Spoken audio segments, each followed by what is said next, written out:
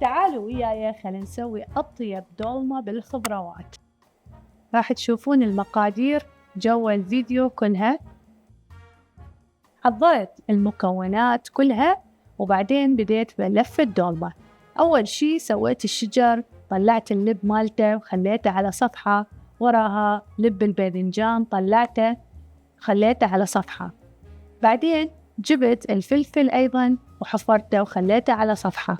لب الشجر استفاد من عنده سويته للحشوة مال الدولمة، والطماطة أيضا جبت قطعت ويا الدولمة لأن إحنا نحبها الدولمة تكون حمرة، وجبت وياها بصل بما أنه هي بالخضروات، فأزيد هاي الأشياء تطلع كلش طيبة. أيضا سويت باقتين معدنوس، بعدين سلقت البصل على النص وجبته وقشرته وحضرته. حضرت كل هاي المكونات وراح أبدي أحشي الدولمة. خليت راس كامل من الثوم، اللي يحب أكثر أو أقل هذا الشيء حسب ذوقكم.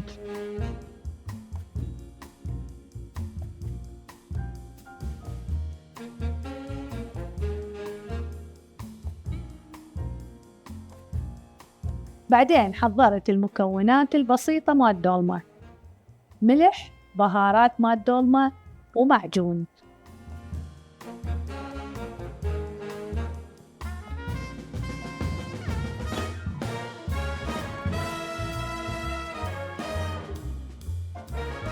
بعدين أخلط المكونات زين وأبدي أحشي.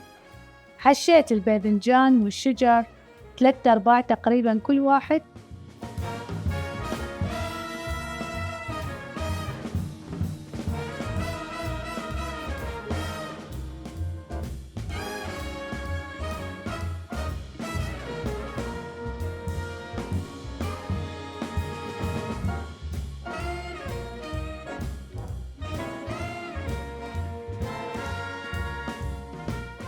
رتبت الجدرية بما أنه هي مال خضروات، فما خليت لا لحم ولا خليت أي شي ويا الحشوة.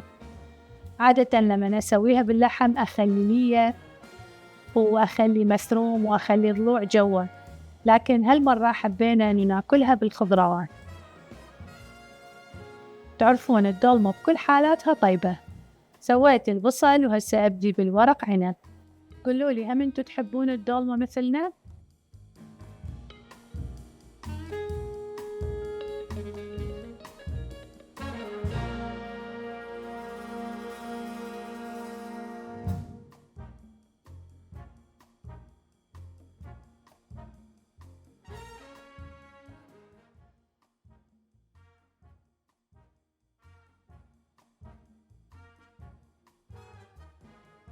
لا تنسون تشتركون بالقناة وتسوون لايك للفيديو وتفعلون الجرس حتى توصلكم وصفاتي أول بأول.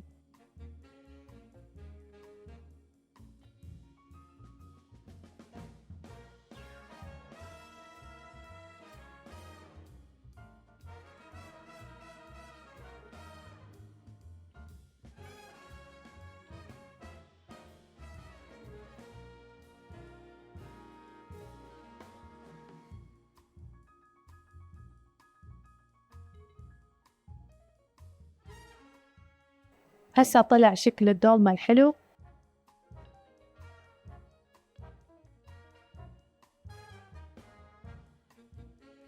خليت ملح، ليمون، معجون، دبس رمان، هاي الأشياء اللي أخليها أسويها كصوص للدولمة. أخلطها مع بعض زين تمتزج، بعدين أخلي المي الحار أخلطها حتى الملح ويذوب زين، والمعجون ودبس الرمان كلها تنخبط مع بعض.